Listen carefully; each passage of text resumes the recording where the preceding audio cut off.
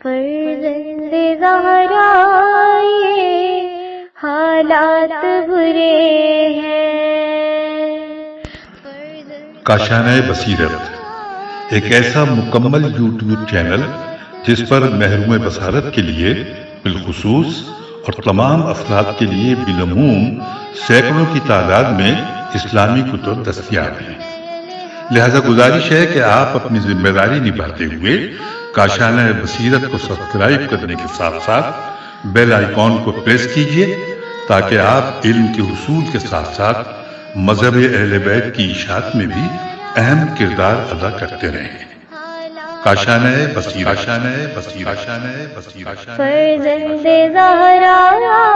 یہ حالات برے ہیں۔ بسم اللہ الرحمن الرحیم۔ اب ہم کتاب تجلی کے پارٹ نمبر 10 کا آغاز صفحہ نمبر 166 سے کرتے ہیں۔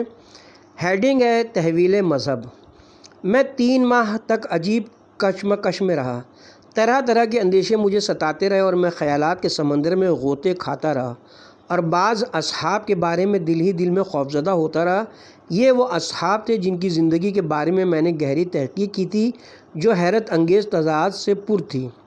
جبکہ میں نے اب تک یہی سیکھا تھا کہ زندہ اور مردہ اولیاء اور صالحہ کا احترام کروں اور ان کے تقدس کا لحاظ رکھوں، کیونکہ ان کی شان میں گستاخی یا بے ادبی کرنے والا اذیت و آزار سے دوچار ہوگا۔ میں دمری کی کتاب حیات الحیوان الکبریٰ میں پڑھ چکا تھا کہ ایک شخص حضرت عمر کو گالی دیتا تھا۔ اس کے رفیق کے سفر اس برے کام سے منع کرتے تھے، مگر وہ کب کسی کی سنتا تھا۔ آخر ایک دن جب وہ پیشاب کرنے گیا تو ایک سیاہ سانپ نے اسے ڈس لیا اور وہ اسی وقت مر گیا۔ اس کو دفن کرنے کے لیے قبر کھودی گئی تو لوگوں نے دیکھا کہ قبر کے اندر ایک بڑا سانپ موجود ہے۔ لوگوں نے دوسری قبر اور اسی طرح تیسری قبر کھودی، مگر جو قبر بھی کھودی جاتی اس میں کالا ناگ نکل آتا تھا۔ ایک عارف نے کہا، تم جس جگہ چاہتے ہو اس جگہ اسے دفن کر دو، مگر زمین پر جہاں کہیں قبر کھودو گے اس کے لیے کالا ناگ موجود رہے گا، کیونکہ اس نے حضرت عمر کو گالی دی۔ اس سے اللہ تعالیٰ آخرت سے پہلے دنیا ہی میں عذاب کا مزہ چکھاتا ہے۔ کتاب کا حوالہ در شرح احال اسود صالح۔ چنانچہ میں بہت خوفزدہ اور پریشان تھا کہ کس بحث میں پڑ گیا ہوں، خاص طور پر اس لیے کہ میں نے زیتونیہ یونیورسٹی میں یہ تعلیم پائی تھی کہ خلفاء میں سب سے افضل سیدنا ابو بکر صدیق اور ان کے بعد سیدنا عمر فاروق ہیں، کہ اللہ تعالیٰ نے ان کے ذریعے حق و باطل کے درمیان فرق ڈالتا ہے،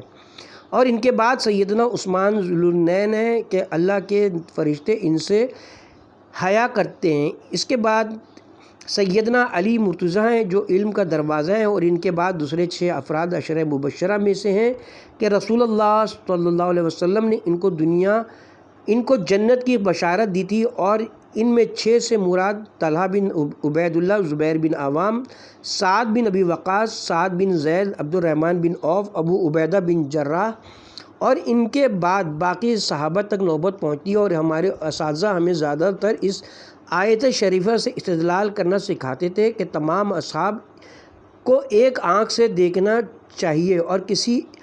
ایک پر بھی کوئی اعتراض نہیں کرنا چاہیے۔ میں اس خیال سے اپنے تئیں بہت ڈرا اور بہت استغفار کیا اور کئی بار ارادہ کیا کہ ایسی باتوں کے مطالعے و تحقیق سے پیچھے چھڑا لوں، کیونکہ یہ طرز عمل مجھے اصحاب رسول کے بارے میں بدظن کرتا ہے اور نتیجتاً میں اپنے دین میں شک کرتا ہوں۔ لیکن اس مدت میں بعض علماء سے بحث کے دوران میں نے ایسے تضاد کا مشاہدہ کیا جن کو عقل قبول نہیں کرتی۔ ان لوگوں نے مجھے تنبیہ کی کہ اگر میں نے اصحاب کے سلسلے میں ایسی بحث جاری رکھی تو اللہ تعالیٰ واقعی اپنی نعمت مجھ سے چھین لے گا اور مجھے ہلاک کر دے گا۔ اور جب ان لوگوں کی دشمنی بڑھی اور انہوں نے میری ہر بات کو جھٹلانے کی کوشش کی تو حقیقت تک پہنچنے میں میری کرید نے مجھے مجبور کیا کہ میں دوسری بار اپنے آپ کو بحث کے میدان میں اتاروں۔ اس بار میں نے اپنے اندر ایک نئی قوت محسوس کی جو مجھے اس میدان میں بلا رہی تھی۔ ہیڈنگ ہے ایک عالم سے گفتگو۔ میں نے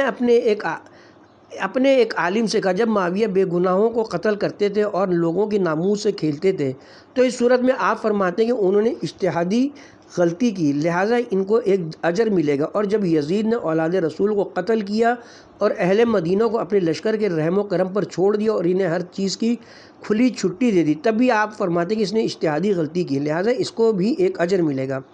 حتیٰ کہ یزید کے بچاؤ میں بعض لوگوں نے یہاں تک کہا کہ حسین اپنے نانا کی تلوار سے قتل ہوئے، نعوذ باللہ۔ یہ جملہ قاضی اندلس ابو بکر ابن عربی نے اپنی کتاب الصوام من القواسم میں لکھا ہے مترجم۔ تو پھر میں بھی کیوں نہ اجتہاد کروں اور بعض اصحاب کو مارز تحقیق میں لاؤں۔ میرا یہ فعل اس کشت و خون کی بنسبت چھوٹا ہے جو معاویہ اور ان کے بیٹے یزید نے اولاد رسول کے خلاف روا رکھا، پس اگر میں حق تک پہنچ گیا تو میرے لیے 2 اجر ہیں، اور اگر میں نے غلطی کی تو صرف 1 اجر ہے۔ اگر میں بعض اصحاب کی زندگی پر ناقدانہ نظر ڈالوں تو اس کا مقصد ان پر سب و شتم کرنا نہیں بلکہ یہ معلوم کرنا ہے کہ کون سا فرقہ نجات پائے گا، اور یہ میرا فرض بھی ہے اور ہر مسلمان کا فرض بھی ہے، اور میرے دل میں جو کچھ ہے اس پر خدا گواہ ہے جس سے آیا اور نیا کچھ بھی چھپا ہوا نہیں ہے۔ انہوں نے کہا بیٹے مدتیں گزری، اجتہاد کا دروازہ بند ہو چکا ہے۔ میں نے کہا کس نے یہ دروازہ بند کیا ہے؟ انہوں نے کہا 4 اماموں نے۔ کتاب کا حوالہ ابو حنیفہ نعمان بن ثابت بن نعمان زوطاد متولد سن 80 ہجری کو متوفی 150 ہجری بغداد۔ ابو عبداللہ مالک بن انس بن مالک اصحی متولد 93 ہجری مدینہ، متوفی 179 ہجری مدینہ۔ محمد بن ادریس بن عباس بن شافع مطلبی متولد 150 ہجری غزہ، متوفی 198 ہجری مصر۔ احمد بن محمد بن حنبل ذہلی شیبانی مروزی متولد 164 ہجری بغداد، متوفی 241 ہجری بغداد۔ انہوں نے کہا 4 اماموں نے۔ جناب سید مرتضیٰ علم الہدیٰ اطہر اللہ مرقدہ کے زمانے میں 25ویں عباسی خلیفہ ابو العباس احمد بن اسحاق الملقب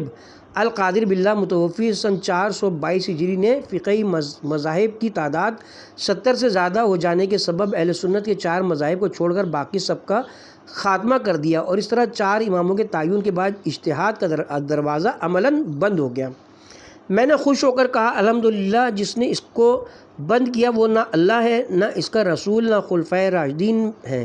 جن کی پیروی ہم پر لازم ہے، لہٰذا کوئی گناہ کی بات نہیں اگر میں اجتہاد کروں جس طرح ان لوگوں نے اجتہادات کیے۔ انہوں نے کہا تم اجتہاد نہیں کر سکتے تاوقت کہ وہ 17 علوم حاصل نہ کر لو، مثلاً علم تفسیر، علم لغت، نحو، صرف، بلاغت، حدیث، تاریخ اور۔ میں نے ان کی بات کاٹتے ہوئے کہا میں اس مقصد سے اجتہاد نہیں کرتا کہ لوگوں کے لیے قرآن و سنت کے احکام بیان کروں یا یہ کہ اسلام میں خود ایک نئے مذہب کا بانی بنوں۔ جی نہیں، میں تو یہ جاننے کے لیے اجتہاد کرتا ہوں کہ کون حق پر ہے اور کون باطل پر ہے، علی بن ابی طالب یا معاویہ بن ابی سفیان، اور اتنی سی بات معلوم کرنے کے لیے ہرگز 17 علوم حاصل کرنے کی ضرورت نہیں ہے۔ اس کے لیے تو بس اتنی سی بات کافی کہ میں ان دونوں کی زندگیوں کا مطالعہ کروں اور ان کے عمل اور کردار کو جانوں تاکہ حقیقت تک پہنچوں۔ انہوں نے کہا اگر تم ان لوگوں کو جان بھی گئے تو اس سے تمہیں کیا فائدہ پہنچے گا؟ میں نے پوچھا اس آیت لفظ تسألون یا تسألون، انہوں نے تسألون ہے پیش کے ساتھ۔ میں نے کہا خدا کا شکر ہے اگر یہ لفظ زبر کے ساتھ ہوتے تو میں بحث ختم کر دیتا، لیکن اب جب کہ آپ نے پیش کے ساتھ پڑھا ہے اس کے معنی یہ ہوئے کہ اللہ تعالیٰ ہم سے ان کاموں کے بارے میں نہیں پوچھے گا جن کا ارتکاب ان لوگوں سے ہوا ہے، اور یہ اللہ تعالیٰ کی اس قول کی طرح ہے کہ کل نفس بما کسبت رہنیت، ہر شخص اپنے کیے کا خود ذمہ دار ہے، اور یہ کہ وہ انسان کو اتنا ہی ملے گا جتنا وہ کوشش کرے گا۔ اور اللہ تعالیٰ ہمیں تاکید کرتا ہے کہ ہم پچھلی قوموں کے حالات سے آگاہی اور عبرت حاصل کریں۔ وہ ہمارے لیے انبیاء سابقین، ان کے طرفداروں اور فرعون، حامان، نمرود اور قارون کے قصے محض دلچسپی کے لیے نہیں بلکہ اس لیے بیان کرتا ہے کہ وہ ہمیں حق کو باطل سے جدا کر کے بتا دے۔ رہی آپ کی یہ بات کہ یہ بحث میرے لیے کیا اہمیت رکھتی ہے، تو جناب من یہ بحث میرے لیے بہت زیادہ اہمیت رکھتی ہے۔ اول یہ کہ اللہ کے ولی کو پہچانوں اور ان کی پیروی کروں، اور اللہ کے دشمنوں کو پہچانوں اور اس سے دشمنی کروں، اور یہ وہ بات ہے جس کا قرآن مجھ سے مطالبہ کرتا ہے بلکہ اس نے یہ مجھ پر واجب کیا ہے۔ دوم یہ جانوں کہ اللہ کی عبادت کس طرح کروں اور فرائض و واجبات کے ذریعے کس طرح اس کا تقرب حاصل کروں، اور وہ بھی اس طریقے سے جس طریقے سے اللہ نے چاہا ہے، اس طریقے سے نہیں جس طرح جس طریقے سے امام مالک، امام ابو حنیفہ اور دیگر مجتہدین چاہتے ہیں، کیونکہ میں دیکھتا ہوں کہ امام مالک نماز میں بسم اللہ کو مکروہ جانتے ہیں، جبکہ امام ابو حنیفہ اس کو واجب قرار دیتے ہیں، اور دیگر مجتہدین بسم اللہ کے بغیر نمازی کو باطل قرار دیتے ہیں۔ اور چونکہ نماز دین کا ستون ہے، اور اگر یہ قبول کر لی گئی تو سارے اعمال قبول کیے جائیں گے، اور اگر یہ مسترد کر دی گئی تو سارے اعمال مسترد کر دیے جائیں گے، اس لیے میں نہیں چاہتا کہ میری نماز رد کر دی جائے۔ اسی طرح شیعہ وضو میں سر اور پاؤں کا مسح کرتے ہیں، جبکہ اہل سنت پاؤں دھونے کے قائل ہیں، اور آیہ قرآن اس طرح ہے، اپنے سروں اور پیروں کا مسح کرو، سورہ مائدہ آیت نمبر 6۔ اس آیت میں پاؤں کے مسح کی صراحت ہے، تو جناب عالی آپ بھی بتائیے کہ کوئی صاحب عقل مسلمان بحث و استدلال کے بغیر ایک قول کو قبول اور دوسرے قول کو رد کیسے کر سکتا ہے؟ انہوں نے کہا تم ہر مذہب میں سے جو تمہیں اچھا لگے اختیار کر سکتے ہو، کیونکہ یہ سارے مذہب اسلامی ہیں، اور احکام تک رسائی کے سلسلے میں سارے مذاہب رسول اللہ صلی اللہ علیہ وسلم سے مدد حاصل کرتے ہیں۔ میں نے کہا میں اس بات سے ڈرتا ہوں کہ کہیں ان لوگوں میں سے نہ ہو جاؤں جن کے بارے میں قرآن کہتا ہے، کیا تم نے اس شخص کو نہیں دیکھا جس نے اپنی ہوائے نفس کو اپنا معبود بنا لیا ہے، اور باوجود جاننے بوجھنے کے گمراہ ہو رہا ہے، تو اللہ نے بھی اس کو گمراہ چھوڑ دیا، اور اس کے کان اور دل پر مہر لگا دی، اور اس کی آنکھ پر پردہ ڈال دیا۔ اب اللہ کے سوا کون اس کو ہدایت دے گا؟ پس تم کیوں عبرت نہیں پکڑتے؟ سورہ جاثیہ آیت نمبر 23۔ جناب میں یہ عقیدہ نہیں رکھتا کہ تمام مذاہب برحق ہیں، کیونکہ ایک مذہب جس چیز کو حلال کہتا ہے، دوسرا اسی شے کو حرام جانتا ہے۔ پس ممکن نہیں کہ ایک چیز بیک وقت حلال بھی ہو اور حرام بھی ہو، جبکہ رسول اللہ صلی اللہ علیہ وسلم کے احکام میں کوئی تضاد نہیں ہو سکتا، کیونکہ یہ وحی قرآنی ہے، اور اگر یہ قرآن غیر اللہ کی طرف سے ہوتا تو لوگ اس میں بہت اختلاف پاتے۔ سورہ نساء آیت نمبر 82۔ اور چونکہ چاروں مذاہب میں بکثرت اختلاف پایا جاتا ہے، اس لیے یہ مذاہب قطعاً اللہ کی طرف سے نہیں ہیں، اور یہ مذاہب رسول اللہ صلی اللہ علیہ وسلم کی طرف سے بھی نہیں ہیں، کیونکہ رسول اللہ صلی اللہ علیہ وآلہ وسلم خلاف قرآن بات نہیں کرتے۔ جب اس عالم نے میری بات منطقی اور میری دلیل مضبوط دیکھی تو کہا میں تمہیں صرف خدا واسطے کو نصیحت کرتا ہوں کہ جس بات میں چاہو شک کرو، لیکن خلفائے راشدین کے بارے میں شک نہ کرنا، کیونکہ وہ اسلام کے 4 ستون ہیں، اور اگر ان میں سے ایک ستون بھی منہدم ہو گیا تو ساری عمارت ہی ڈھہ جائے گی۔ میں نے کہا استغفر اللہ، اگر یہ لوگ دین کے ستون ہیں تو پھر رسول اللہ صلی اللہ علیہ وآلہ وسلم کا مقام کیا ہے؟ وہ کہنے لگے رسول اللہ تو عمارت ہیں، وہ تمام تر اسلام ہیں۔ میں اس تجزیے پر زیر لب مسکرایا اور بولا الیاذ باللہ۔ جناب آپ کس طرح بلا سوچے سمجھے فرماتے کہ جب تک یہ 4 افراد نہ ہوں رسول اللہ صلی اللہ علیہ وسلم اپنی جگہ نہیں رہ سکتے، جبکہ اللہ تعالیٰ فرماتا ہے وہی تو ہے جس نے اپنے رسول کو ہدایت اور دین حق کے ساتھ بھیجا تاکہ وہ اس کے دین کو تمام ادیان پر غالب کر دے، اور حق کی شہادت کے لیے اللہ ہی کافی ہے۔ سورہ فتح آیت نمبر 28۔ اور جب اس نے حضرت محمد مصطفیٰ صلی اللہ علیہ وسلم کو رسالت کے لیے بھیجا تو ان چاروں میں سے کسی ایک کو بھی یا کسی دوسرے کو ان کا شریک قرار نہیں دیا۔ اس بارے میں وہ خود فرماتا ہے اے لوگو، ہم نے تمہارے لیے تمہیں میں سے ایک رسول بھیجا جو ہماری آیتیں تمہیں سناتا ہے اور تمہاری تربیت کرتا ہے اور تمہیں کتاب و حکمت کی تعلیم دیتا ہے، اور جو کچھ تم نہیں جانتی وہ تمہیں بتاتا ہے۔ سورہ بقرہ آیت نمبر 151۔ انہوں نے کہا یہ ایسی بات ہے جو ہم نے اپنے ائمہ اور علماء سے سیکھی ہے، اور ہم تمہاری طرح اپنے دور میں علماء سے ہرگز بحث نہیں کرتے تھے۔ تم نئی نسل کے لوگ ہر چیز میں شک کرتے ہو، یہاں تک کہ اب دین میں بھی شک کرنے لگے، اور یہ آخری وقت کی نشانیاں ہیں، جیسا کہ رسول اللہ صلی اللہ علیہ وسلم نے فرمایا قیامت قائم نہیں ہوگی مگر شریر اور بد اندیش لوگوں پر۔ صحیح مسلم جلد نمبر 3 کتاب الامارہ حدیث رقم 4957 مطبوعہ مکتبہ رحمانیہ لاہور۔ میں نے کہا جناب آپ کیوں مجھے ڈرا رہے ہیں؟ میں دین میں شک کرنے سے خدا کی پناہ مانگتا ہوں۔ میں تو خدا وحدہ لا شریک پر، اس کے فرشتوں پر، اس کی کتابوں پر اور اس کے رسولوں پر ایمان رکھتا ہوں، اور حضرت محمد مصطفیٰ صلی اللہ علیہ وسلم کی رسالت پر ایمان رکھتا ہوں جو خدا کے بندے اور رسول ہیں، جو تمام انبیاء و مرسلین میں افضل اور ان سب کے خاتم ہیں، اور یقینی طور پر میں مسلمانوں میں سے ہوں، پھر آپ کیوں مجھ پر تہمت لگاتے ہیں؟ انہوں نے کہا میں تمہیں اس سے زیادہ الزام دوں گا کیونکہ تم سیدنا ابو بکر اور سیدنا عمر کے بارے میں بھی شک کرتے ہو، جبکہ رسول اللہ حضرت ابو بکر کے حق میں فرماتے تھے اگر میری امت کے ایمان کو ایک پلڑے میں اور ابو بکر کے ایمان کو دوسرے پلڑے میں رکھا جائے تو ابو بکر کا ایمان زیادہ وزنی ہوگا۔ اور حضرت عمر کے حق میں فرماتے ہیں میری امت کو میرے سامنے لایا گیا تو میں نے دیکھا کہ لوگ ایک پیراہن پہنے ہوئے ہیں جو ان کے سینوں تک نہیں پہنچتا، اور جب عمر کو میرے سامنے پیش کیا گیا تو میں نے دیکھا کہ اس کا پیراہن زمین پر گھسٹتا ہے۔ لوگوں نے پوچھا یا رسول اللہ اس بات کی تعبیر کیا ہے؟ فرمایا دین، اور تم آج 14ویں صدی میں پیدا ہوئے اور اصحاب کی عدالت خصوصاً حضرت ابو بکر و عمر کی عدالت میں شک کرتے ہو۔ کیا تم نہیں جانتے کہ عراق والے شقاوت اور کفر و نفاق والے ہیں؟ خدایا میں کیا کہوں اس عالم کو جو دعوی علم رکھتا ہے مگر تکبر کے سبب گناہ میں پھنس گیا اور شائستگی کے ساتھ بحث کرنے کے بجائے فتنے کی طرف مائل ہے، اور ایسے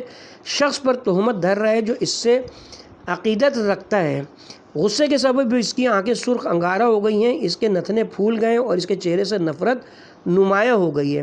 میں دوڑ کر گھر گیا اور موتا مالک اور صحیح بخاری اٹھا لایا اور عرض کے جناب من جس نے مجھے حضرت ابو بکر کے سلسلے میں شک میں ڈالا وہ خود رسول اللہ صلی اللہ علیہ وسلم ہے، اور موتا کھول کر میں نے اس کے سامنے رکھ دی۔ میں نے کہا کہ امام مالک نے اس میں روایت کیا کہ رسول اللہ نے احد کے شہداء کے لیے فرمایا میں ان لوگوں کے ایمان پر گواہی دیتا ہوں۔ ابو بکر صدیق نے عرض کی یا رسول اللہ کیا ہم ان کے بھائی نہیں ہیں؟ کیا ہم ان کی طرح ایمان نہیں لائے اور کیا ہم نے ان کی طرح جہاد نہیں کیا؟ رسول اللہ نے فرمایا ہاں، لیکن میں نہیں جانتا کہ تم لوگ میرے بعد دین میں کیا کیا بدعتیں ایجاد کرو گے۔ چنانچہ ابو بکر روئے اور بہت روئے، بعد میں بولے کیا ہم آپ کے بعد باقی رہیں گے؟ موطا امام مالک جلد نمبر 1 صفحہ نمبر 307، مغازی و اقدی صفحہ نمبر 310۔ میں نے پھر صحیح بخاری کھولی اور ان کے سامنے رکھ دی۔ لکھا تھا عمر بن خطاب حفصہ کے پاس آئے تو اسما کو بھی وہاں موجود پایا۔ جب انہوں نے اسما کو دیکھا تو پوچھا یہ کون ہے؟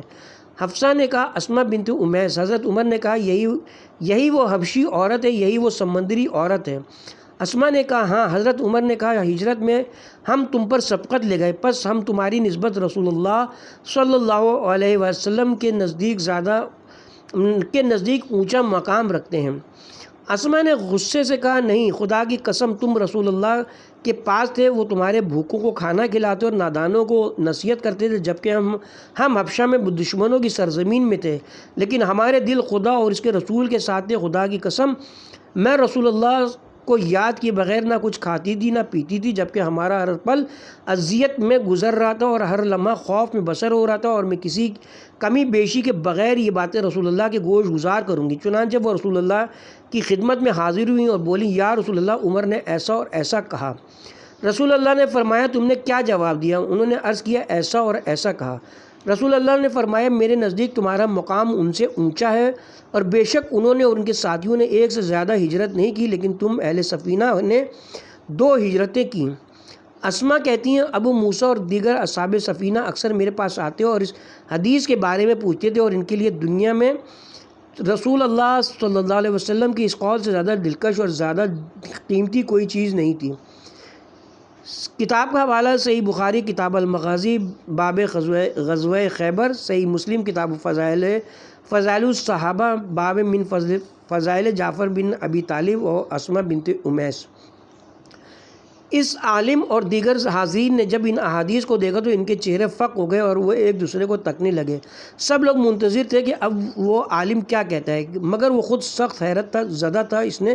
حیرت کے عالم میں بھویں چڑھا کر کہا اے میرے رب میرے علم میں اضافہ کر۔ بعد ازاں میں نے کہا اب اگر رسول اللہ ہی ان کو مشکوک جانتے اور ان کے حق میں گواہی نہیں دیتے، کیوں نہیں جانتے کہ آپ کے بعد وہ کیا کام کریں گے؟ اور اگر رسول اللہ اسما بنت امیس پر حضرت عمر کی برتری کا اقرار نہیں فرماتے بلکہ اس اسما کو ان پر فوقیت دیتے ہیں تو میں اس بات کا حق رکھتا ہوں کہ شبہ کروں، اور جب تک حق کی جستجو کر کے اس کو پا نہ لوں کسی ایک شخص کو دوسرے پر فضیلت نہ دوں۔ اور معلوم ہے کہ یہ دونوں حدیثیں ان تمام احادیث کا ابطال کرتی ہیں جو حضرت ابو بکر و عمر کے بارے میں بیان کی جاتی ہیں، کیونکہ یہ حدیثیں حقیقت سے نزدیک تر ہیں ان احادیث کے مقابلے میں جو فضائل میں گڑھی گئی ہیں۔ حاضرین نے سوال پوچھا وہ کس طرح؟ میں نے کہا اس لیے کہ رسول اللہ نے حضرت ابو بکر کے حق میں شہادت نہیں دی اور فرمایا میں نہیں جانتا کہ تم میرے بعد کیا کیا کرو گے، اور یہ بات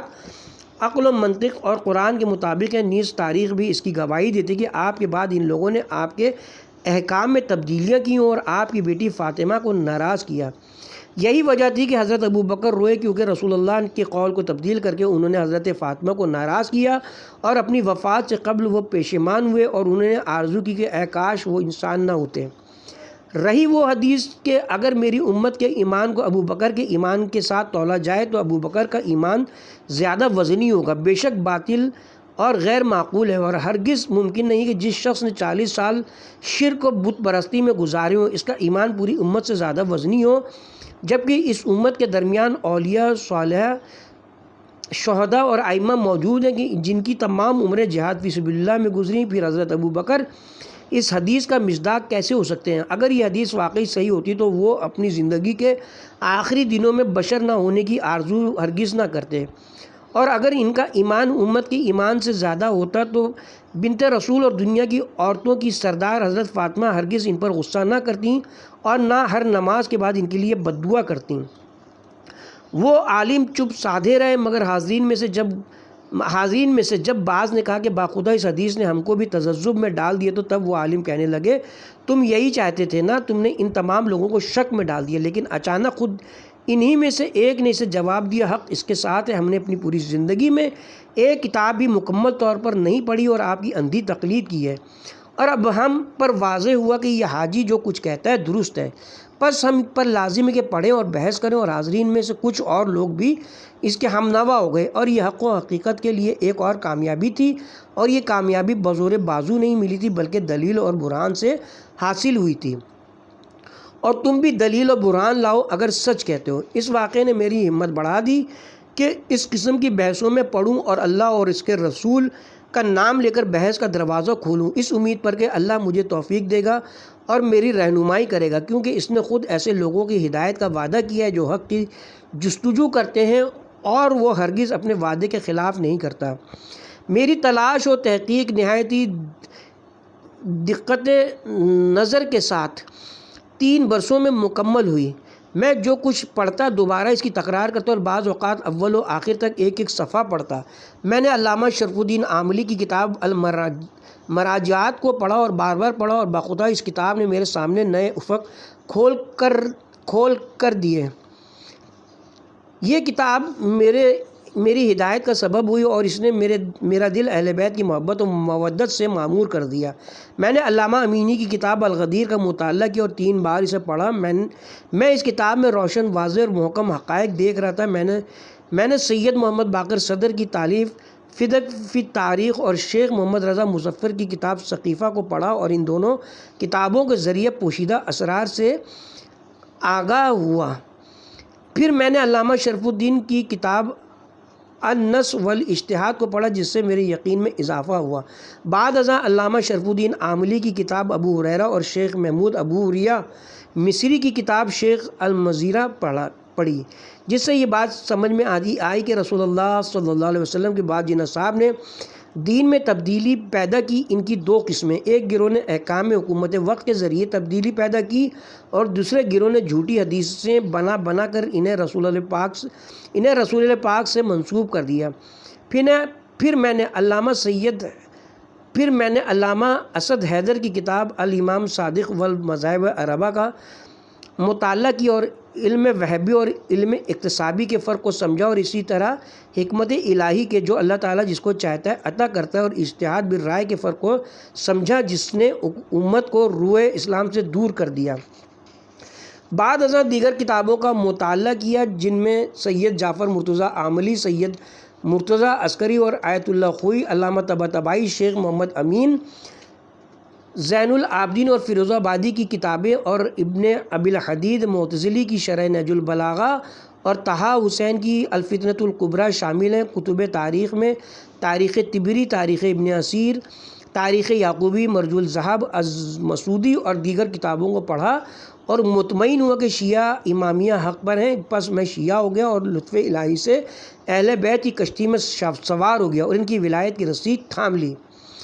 اب میں اللہ کی عنایت سے ان صحابہ کی بجائے جن کی رجت قہقریہ مجھ پر ثابت ہو گئی تھی اور ان میں معدود چند ایک کے دوسرے نجات یافتہ نہیں تھے، اہل بیت سے پیوستہ ہو گیا ہوں جن کو اللہ نے ہر گندگی اور ناپاکی سے بچایا اور پاک و پاکیزہ رکھا اور ان کی محبت و مودت کو تمام لوگوں پر واجب کیا۔ ہمارے بعض علماء کہتے ہیں کہ شیعہ وہی اجمی مجوسی ہیں جن کے غرور، نخوت اور عظمت و شوکت کو سیدنا عمر نے جنگ قادسیہ میں خاک میں ملا دیا تھا، اس لیے یہ لوگ ان سے بغض رکھتے ہیں، ان کو ناپسند کرتے ہیں اور ناسزا کہتے ہیں۔ لیکن میں نے ان بے خبر لوگوں کو جواب دی کہ شیعت اور اہل بیت رسول کی پیروی صرف ایران اور ایرانیوں تک محدود نہیں ہے، بلکہ عراق، حجاز، شام اور لبنان میں بھی شیعہ موجود ہیں اور یہ سب عرب ہیں۔ اسی طرح شیعہ پاکستان، ہندوستان، افریقہ اور امریکہ میں بھی ہیں اور یہ سب نہ عربی ہیں نہ عجمی ہیں۔ اور اگر ہم شیعت کو ایرانیوں ہی میں محدود جانیں تو میری حجت زیادہ قاطع ہوتی ہے، اس لیے کہ ایرانی 12 اماموں کو مانتے ہیں جو سب کے سب عرب، قریش اور رسول اللہ صلی اللہ علیہ وسلم کے خاندان بنی ہاشم سے ہیں۔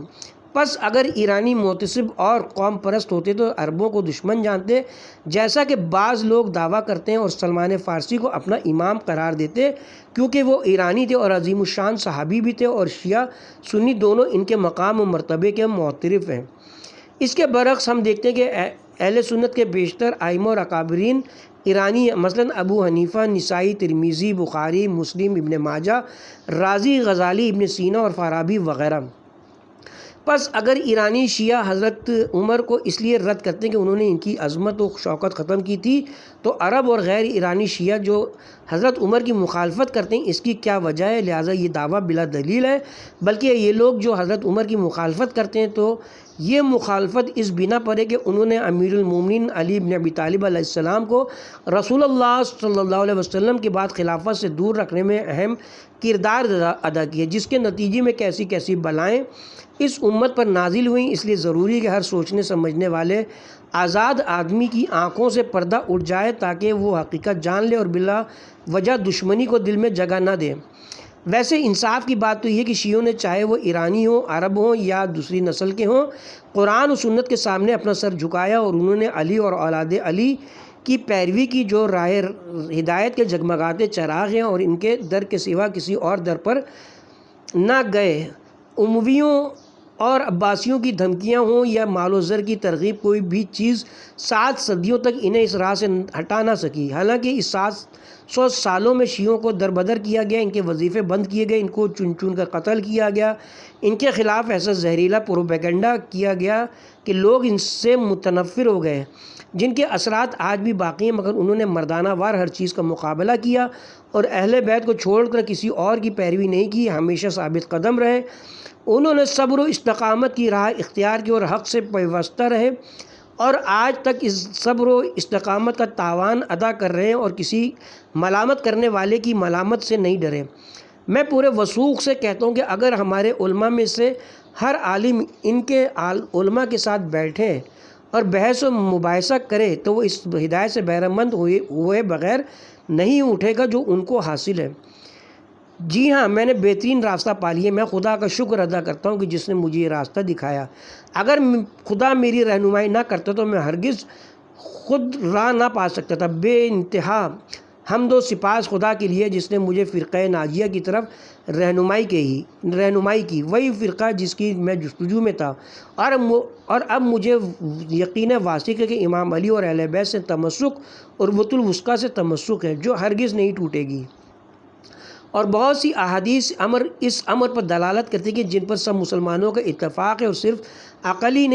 عقل ہی اس شخص کے لیے کافی ہے جو واقعی حق و حقیقت کو سننے اور اس تک پہنچنے کے لیے تیار ہو، کیونکہ اجماع امت کے مطابق امام علی مرتضیٰ تمام تر اصحاب میں سب سے زیادہ عالم اور سب سے زیادہ شجاع تھے، اور یہی خصوصیت کافی ہے جو خلافت پر ان کا استحقاق ثابت کرتی ہے۔ اللہ تعالیٰ فرماتا ہے، اور ان کے پیغمبر نے ان سے کہا، بتحقیق اللہ نے طالوت کو تم پر بادشاہ مقرر کیا ہے۔ وہ بولے کہ اسے ہم پر بادشاہی کا حق کیوں کر ہو سکتا ہے؟ بادشاہی کے مستحق تو ہم ہیں اور اس کے پاس تو بہت سی دولت بھی نہیں۔ پیغمبر نے کہا کہ اللہ نے اس کو تم پر فضیلت دی اور بادشاہی کے لیے منتخب فرمایا ہے۔ اس نے اسے علم بھی بہت زیادہ بخشا اور تن و توش بھی عطا کیا ہے، اور اللہ کا اختیار ہے جسے چاہے بادشاہی بخشے، وہ بڑا کشائش والا اور دانا ہے۔ سورہ بقرہ آیت نمبر 247۔ رسول اللہ صلی اللہ علیہ وسلم کا ارشاد گرامی ہے، علی مجھ سے ہیں اور میں علی سے ہوں، اور وہ میرے بعد ہر مومن کے ولی ہیں۔ صحیح بخاری ترمذی جلد نمبر 5 صفحہ نمبر 296، خصائص نسائی صفحہ نمبر 87، مستدرک حاکم جلد نمبر 3 صفحہ نمبر 110۔ زمخشری نے امام علی علیہ السلام کی مدح میں جو اشعار کہیں ان میں سے چند یہ ہیں: جب چاروں طرف سے شک و اختلاف امڑنے لگا اور ہر شخص یہ دعویٰ کرنے لگا کہ وہ صراط مستقیم پر ہے، تو ایسے میں نے ریسماں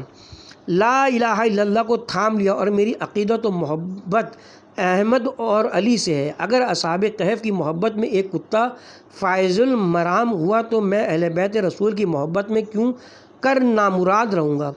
جی ہاں، میں نے خدا کی عنایت سے اپنے لیے متبادل رہبر ڈھونڈ لیے، اور رسول اللہ صلی اللہ علیہ وسلم کے بعد جن کا پیروکار بن گیا وہ ہیں امیر المومنین سید الوسین، میدان رزم و وغا کے شہسوار، اسد اللہ الغالب علی ابن ابی طالب، اور جوانان اہل جنت کے سردار،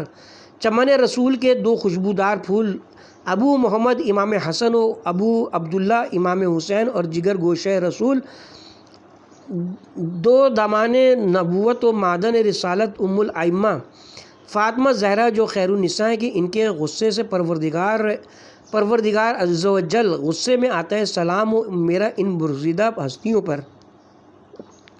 میں نے امام مالک بن انس کی فقہ کے بدلے امام جعفر صادق علیہ السلام کی فقہ کو قبول کر لیا۔ امام حسین کی ذریت میں سے 9 معصوم اماموں سے وابستگی اختیار کر لی جو مسلمانوں کے امام اور پروردگار کے مختلف اولیاء ہیں۔ میں رسول اسلام صلی اللہ علیہ وسلم کے آئین کو ترک کرنے والے صحابہ مثلاً معاویہ، عمرو بن عاص، مغیرہ بن شعبہ، ابو ہریرہ، اکرمہ اور کعب الاحبار وغیرہ کو چھوڑ کر ان صحابہ کے کیمپ میں چلا گیا جنہوں نے آخری دم تک رسول اسلام صلی اللہ علیہ وسلم سے پیمان وفا کو نبھایا، مثلاً عمار بن یاسر، سلمان فارسی، ابو ذر غفاری، مقداد بن اسود، خزیمہ بن ثابت اور ابی بن کعب وغیرہ۔ اور اس بصیرت افروز تبدیلی پر اللہ جل شانہ کی حمد بجا لاتا ہوں۔ میں اپنے علماء کے سائے سے جنہوں نے ہمارے ذہن کو لوریاں دے دے کر سلا دیا تھا، اور جن کی اکثریت نے اپنے زمانے کے حکمرانوں کا نمک کھایا تھا اور حق کے نمک بھی ادا کیا تھا، بھاگ کر پاک سرشت شیعہ علماء کے سائے میں آ گیا جنہوں نے کسی بھی دور میں اپنے آپ پر اجتہاد کے دروازے بند نہیں کیے اور ظالم حکمرانوں کے آگے نہ جھکے نہ بکے، بلکہ اپنے موقف پر مضبوطی سے جمے رہے۔ جی ہاں، میں نے تضادات سے بھری خشک جاہلی فکر کو روشن ترقی یافتہ اور آزاد فکر سے بدل دیا جو دلیل و برہان پر ایمان رکھتی ہے، اور اپنے ذہن کو بنی امیہ کی گمراہیوں سے جس نے 30 سال تک اسے ناپاک کیا تھا دھو کر ان معصومین کی عقیدت سے اپنی باقی ماندہ زندگی کو پاکیزہ بنا لیا کہ جنہیں اللہ نے ہمہ اقسام پلیدی سے پاک قرار دیا ہے۔ بار الہ مجھے ان کے نقش قدم پر چلنے کی توفیق عطا فرما، ان کے راستے پر باقی رکھ اور ان کے راستے پر موت دے، اور قیامت کے دن ان کے ساتھ محشور فرما، کیونکہ تیرے رسول کا فرمان ہے انسان جس کو دوست رکھتا ہے اسی کے ساتھ اٹھایا جائے گا، اور اس طرح میں اپنی اصل کی طرف لوٹ آیا، کیونکہ میرے والد اور چچا ہمارے شجرے کے بارے میں کہا کرتے تھے کہ ہم سادات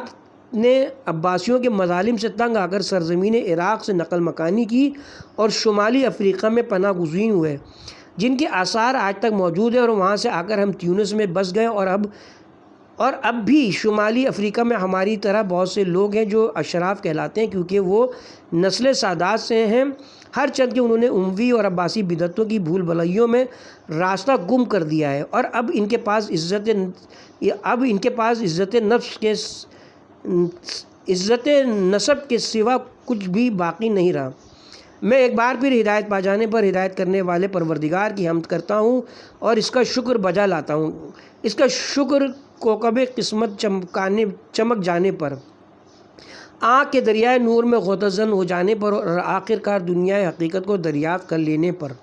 اس کے ساتھ ہی ہم کتاب کے پارٹ نمبر 10 کا اختتام کرتے ہیں، اور کتاب کے پارٹ نمبر 11 کا آغاز صفحہ نمبر 183 اور ہیڈنگ ہوگی شیعہ ہونے کا سبب سے کریں گے انشاءاللہ۔